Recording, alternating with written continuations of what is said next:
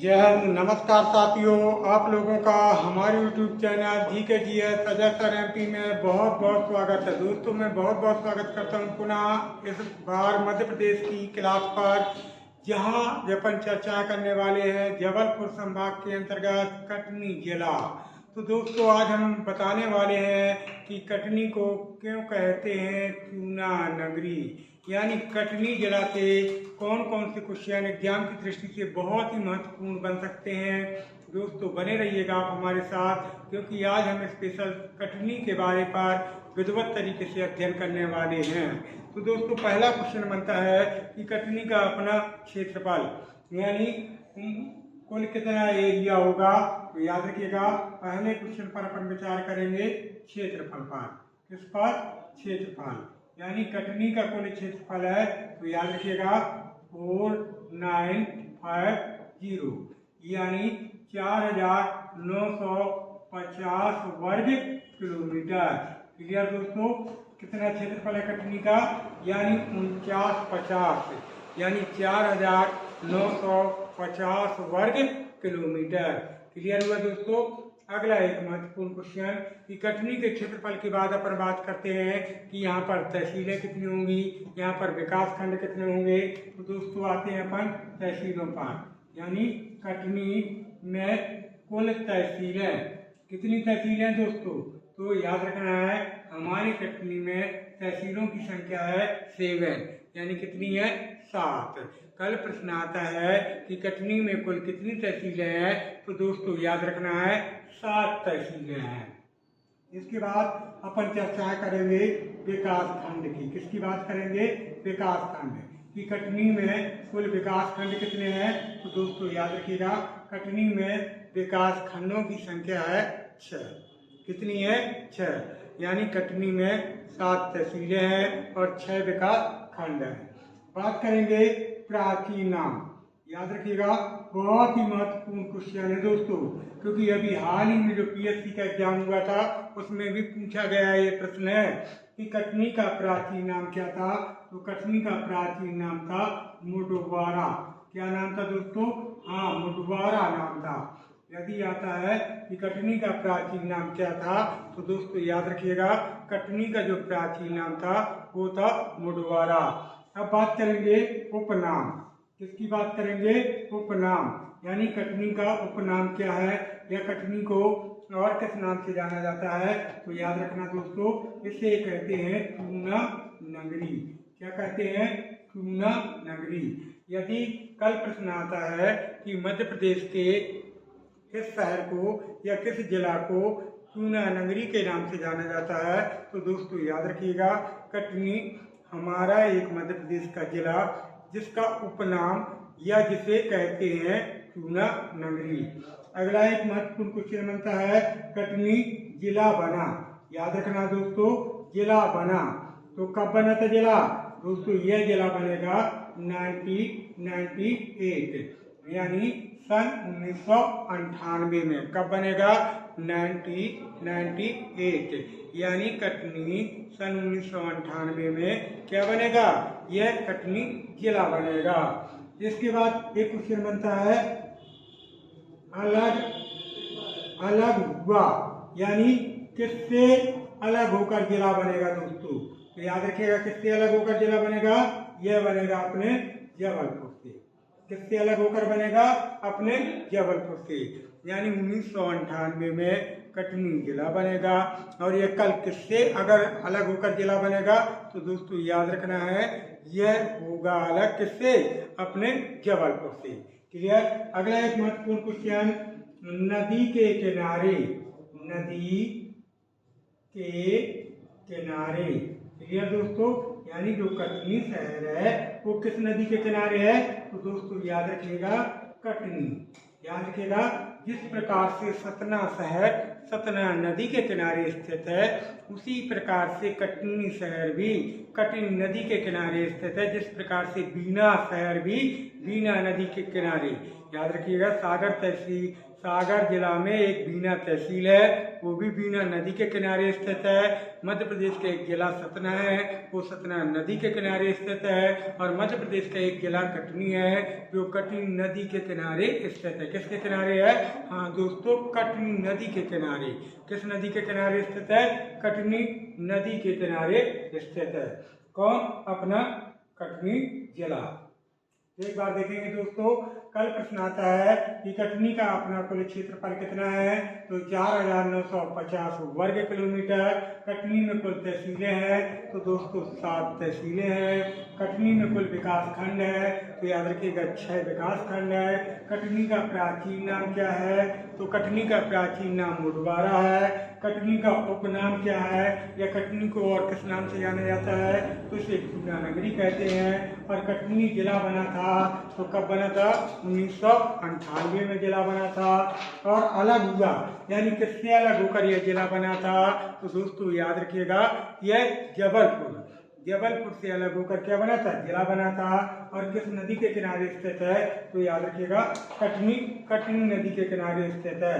अगला एक महत्वपूर्ण क्वेश्चन बनता है, कटनी संभाग में शामिल। क्लियर? यानी किस संभाग में शामिल है अपना कटनी, तो दोस्तों याद रखिएगा यह जबलपुर संभाग में। किस संभाग में शामिल है, तो अपना जबलपुर संभाग में। कल प्रश्न आता है कि जो कटनी जिला है वह किस संभाग में शामिल है, तो दोस्तों याद रखिएगा अपने कटनी में। कहाँ शामिल है? कटनी में। अगला एक महत्वपूर्ण क्वेश्चन देखेंगे, कटनी में ACC सीमेंट कारखाना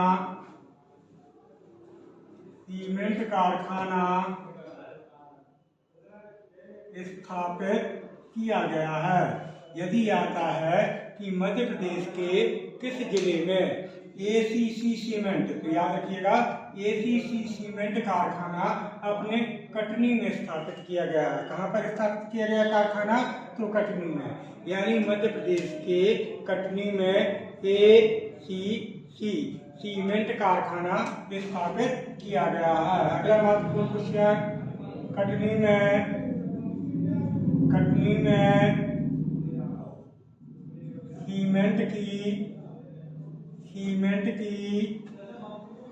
सीमेंट की चादरें बनाई जाती हैं। क्लियर दोस्तों? याद रखिएगा कटनी में, यानी मध्य प्रदेश के कटनी में सीमेंट की क्या बनाई जाती हैं? चादरें बनाई जाती हैं दोस्तों, जो याद रखिएगा मकानों के ऊपर डाली जाती है। आपने देखी होंगी, ज्यादातर अपने सरकारी भवनों पर इनका प्रयोग किया जाता है। तो दोस्तों अगर कल क्वेश्चन आता है कि सीमेंट की चादरें किस जिला में बनाई जाती हैं, तो दोस्तों याद रखिएगा कटनी हमारे मध्य प्रदेश का एक ऐसा जिला है जहां पर सीमेंट की क्या बनाई जाती हैं? चादरें बनाई जाती हैं। क्लियर? अगला एक महत्वपूर्ण क्वेश्चन, कटनी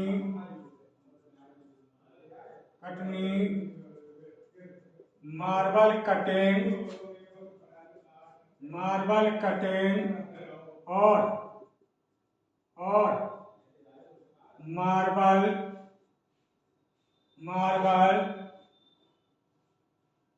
मार्बल पाउडर के लिए अत्यधिक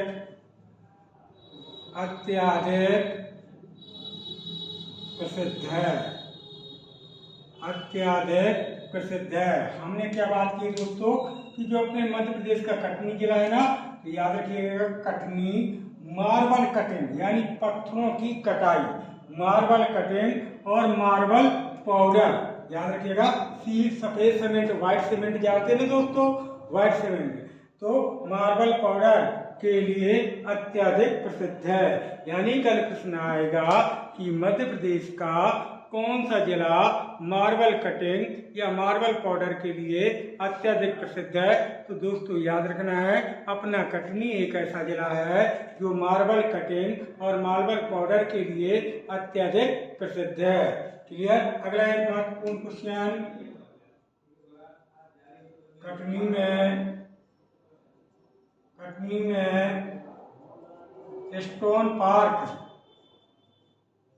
स्टोन पार्क स्थापित किया गया है।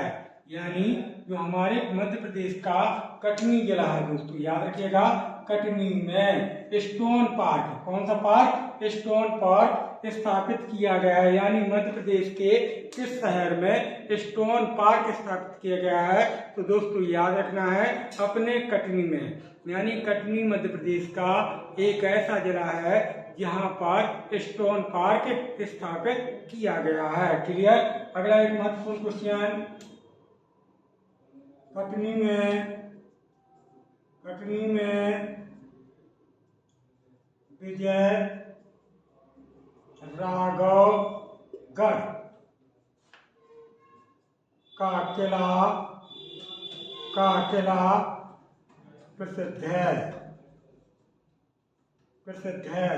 यानी कल प्रश्न आएगा कि विजय राघवगढ़, याद रखिएगा, विजय राघवगढ़ का किला कहाँ पर प्रसिद्ध है या कहाँ पर स्थित है? तो दोस्तों याद रखिएगा, अपने कटनी में।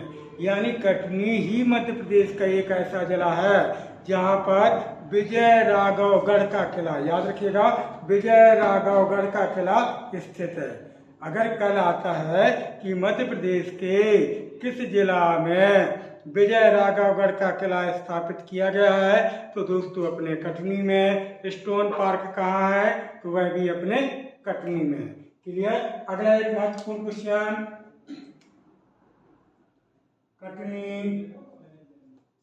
कटनी से ही मध्य प्रदेश की प्रथम किन्नर महापौर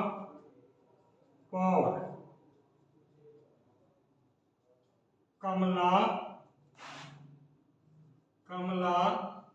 जान, इन्हीं को क्या बोलते हैं?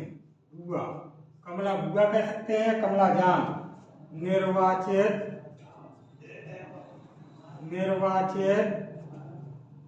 की गई थी। हमने क्या बात की दोस्तों कि कटनी से ही, यानी मध्य प्रदेश में जो कटनी जिला, तो कटनी से ही मध्य प्रदेश की प्रथम किन्नर महापौर, और उनका नाम क्या? उनका नाम है कमला जान, या उन्हीं को बोलते हैं कमला बुआ, निर्वाचित की गई थी। यानी कल प्रश्न आ सकता है कि मध्य प्रदेश का ऐसा कौन सा जिला है जहां पर से मध्य प्रदेश की प्रथम किन्नर महापौर का निर्वाचन किया गया था। यानी किन्नर, याद रखिएगा दोस्तों। अब ये महापौर क्या होता है? तो दोस्तों जो नगर निगम का अध्यक्ष होता है, मुखिया होता है ना, उसे महापौर कहते हैं। क्या कहते हैं? महापौर ही कहा जाता है। क्या कहा जाता है? महापौर। तो प्रथम किन्नर महापौर कमला जान या कमला बुआ कहाँ से निर्वाचित हुई थी? तो दोस्तों याद रखना है, अपने कटनी से। कहाँ से निर्वाचित हुई थी? कटनी से। अगला एक महत्वपूर्ण क्वेश्चन, कटनी में राम लक्ष्मण सीता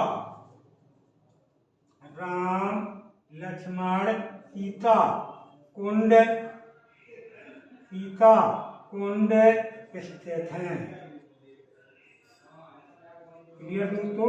हमने क्या बात की है कि जो मध्य प्रदेश का अपना कटनी जिला है, कटनी, तो याद रखिएगा दोस्तों, कटनी में राम लक्ष्मण और सीता कुंड स्थापित की गई है। अर्थात मध्य प्रदेश का कटनी एक ऐसा जिला जहाँ पर कुंडे हैं, और उन कुंडों का नाम क्या है? उन कुंडों का नाम है राम कुंड, लक्ष्मण कुंड और सीता कुंड। तो कल प्रश्न आ सकता है कि जिस प्रकार से दोस्तों अपने जबलपुर में राम लक्ष्मण सीता सरोवर है ना दोस्तों, राम लक्ष्मण सीता सरोवर, उसी प्रकार से राम लक्ष्मण सीता कुंड कहाँ पर स्थित है? तो दोस्तों याद रखना है अपने कटनी में स्थित है। कहाँ पर स्थित है? कटनी में, यानी राम कुंड, लक्ष्मण कुंड और सीता कुंड। क्लियर दोस्तों? कौन कौन सी कुंड स्थित है? तो दोस्तों याद रखना है कौन कौन सी कुंड स्थित है। तो हमने बात की है कि अपने कटनी में, याद रखिएगा हमने कटनी में कौन सी कुंडें बताई हैं आपको। तो कटनी में हमने बात की है कि राम कुंड, लक्ष्मण कुंड और सीता कुंड। याद रखिएगा ये कुंड कटनी में स्थित है। क्लियर दोस्तों? अगर कल प्रश्न आता है कि राम लक्ष्मण सीता कुंड कहाँ पर स्थित है, तो दोस्तों याद रखिएगा अपने कटनी में, यानी कटनी मध्य प्रदेश का एक ऐसा जिला जहाँ पर राम लक्ष्मण सीता कुंड की स्थापना की गई है। अगला, कटनी में बिल्हारी के पान अत्यधिक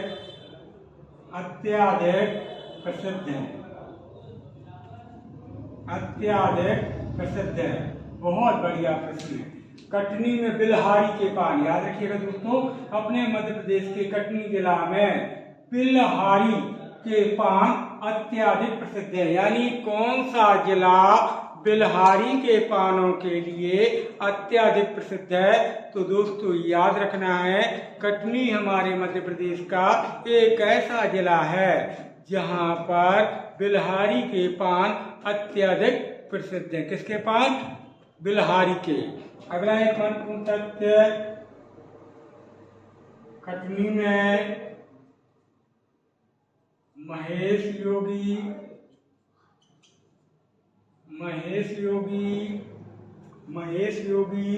विश्वविद्यालय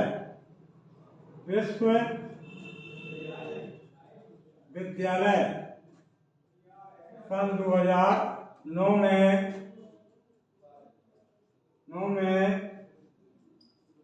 स्थापित किया गया है। दोस्तों याद रखिएगा अगर आता है कि महेश योगी विश्वविद्यालय कहाँ पर स्थित है, तो दोस्तों अपने कटनी में स्थित है। और इसकी स्थापना कब की गई? 2009 में। तो हमने क्या बात की है कि मध्य प्रदेश के कटनी में आपका महेश योगी विश्वविद्यालय सन 2009 में स्थापित किया गया है। कब स्थापित किया गया है? तो दोस्तों याद रखिएगा कटनी में महेश योगी आपका वैदिक विश्वविद्यालय कहाँ पर? तो सन 2009 में कटनी में ही स्थापित किया गया है। कहाँ पर स्थापित किया गया है? तो दोस्तों याद रखना है अपने कटनी में। कहाँ पर स्थापित किया गया है? कटनी में। क्लियर? अगला एक महत्वपूर्ण क्वेश्चन,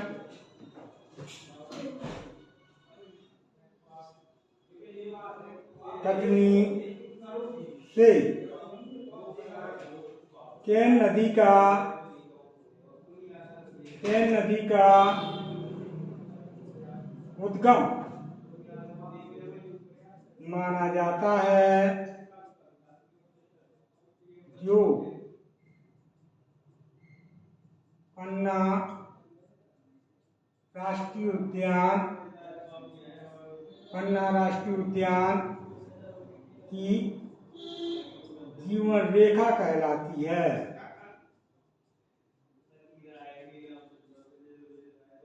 याद रखिएगा दोस्तों बहुत बढ़िया प्रश्न है ये कि कटनी से एक नदी का उद्गम है। तो याद रखिएगा कटनी से केन नदी का उद्गम। कौन सी नदी का? केन नदी का उद्गम। दोस्तों यह मध्य प्रदेश की 207 नदियों में से सबसे सुंदर नदी कहलाती है। याद रखिएगा मध्य प्रदेश में टोटल नदियों की संख्या है 207 यानी 207 और उन 207 नदियों में से दोस्तों सबसे सुंदर जो नदी है उस नदी का नाम है केन नदी। कौन सी नदी? केन नदी। और केन नदी का उद्गम कहाँ से है? तो कटनी कैमूर पर्वत श्रेणी से।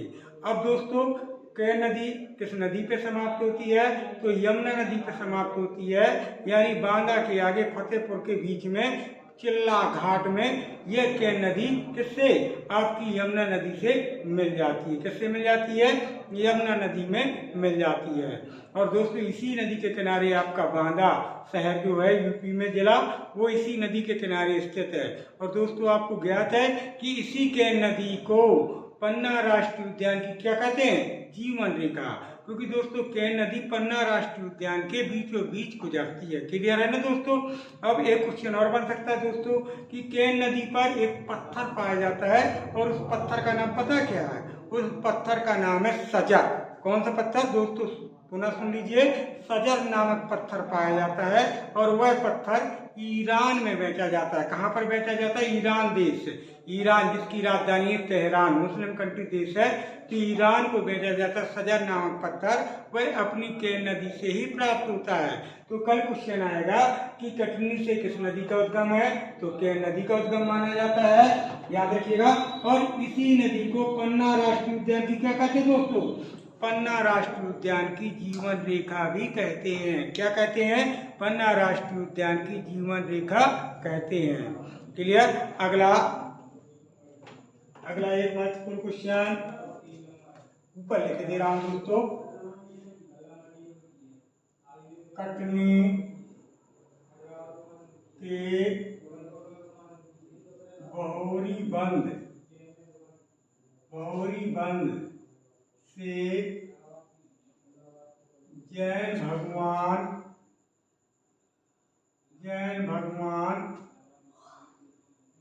शांतिनाथ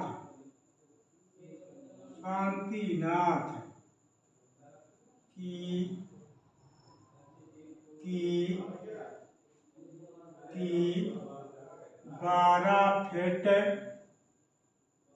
12 फीट ऊंची मूर्ति प्राप्त हुई है। क्लियर दोस्तों? हमने क्या बात की है कि कटनी में एक गांव है जिसका नाम क्या है?